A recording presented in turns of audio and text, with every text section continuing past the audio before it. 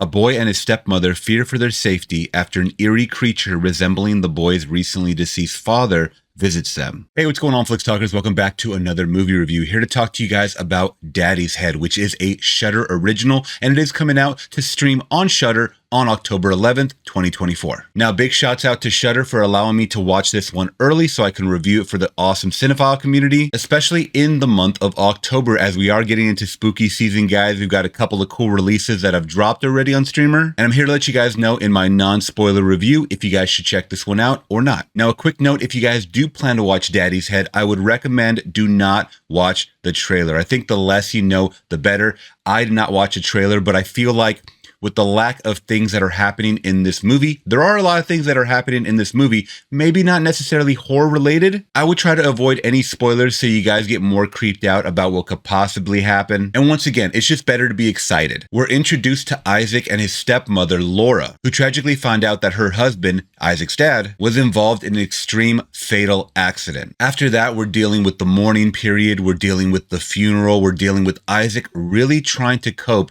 This movie went deeper than just kind of surface level. It really gives you all of those emotions if you were to lose someone at the young age of about 10 or 11 and what that impact would have on your day-to-day life, just different things that a young boy goes through, like trying to control his anger, just lashing out, just really needing that father figure, and he doesn't have that anymore. Also forgot to mention he did lose his mother as well, his biological mother. So this kid is just tormented and he's dealing with his stepmother now, who does inherit this property from the father, and it is a beautiful property, but guess what? It's a cabin in the woods situation. They are secluded. And as these two are trying to work together, or at least coexist together, we start to hear some things go bump in the night. Now, this is when the movie started to feel very reminiscent of a Babadook type of film, and I know that film does have a cult following. I enjoyed it for what it was. I think I've only watched it twice, and I understand the allure of it. It's not really for me. I know it's more on the elevated movie horror side, but I got those slow burn paces like I did in the Babadook. But like I said, throughout, even though we hear things go bump in the night, we hear voices, we don't know really what's happening. Is this all in Isaac's head? Is this for real? Either way, people start getting involved once Isaac starts saying that he is seeing his father again. And of course, none of the grown-ups believe him. They chalk it up to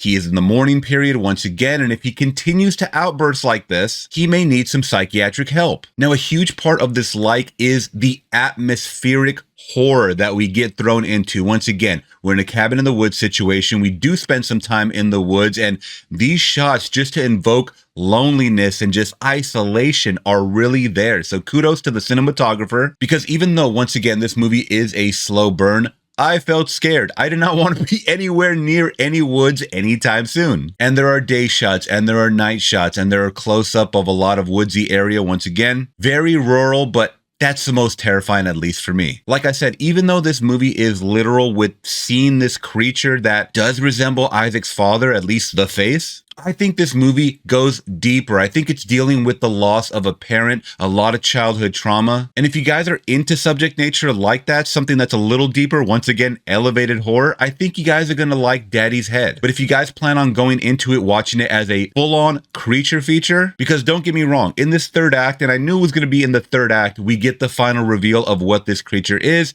And I'll just let you know off the bat, yes, there is some creature feature in it. I think some of the emotional performances from the Isaac character really tugged on my heartstrings, and I could empathize and put myself in his shoes. And all that being said, I think I'm going to give Daddy's Head a solid 4 out of 5. Once again, it's not action-packed. It's not a slasher romper. It's not even a B-horror movie. But I think if you guys are in for something more, something to make you think, this is not necessarily something that you need to watch with friends. I think you guys might appreciate Daddy's Head today. All right, Flix Talkers, what do you think of Daddy's Head if you guys have seen it? Do you guys plan to see it on Shudder? Once again, it's coming out October 11th, 2024. If you guys did appreciate my review, please hit that big thumbs up to support the channel and consider subscribing today for more reviews like this, movie reactions, and live streams here on the channel as I do go live 3 times a week. All right, Flix Talkers, I'll see you in the next one. I'm gone.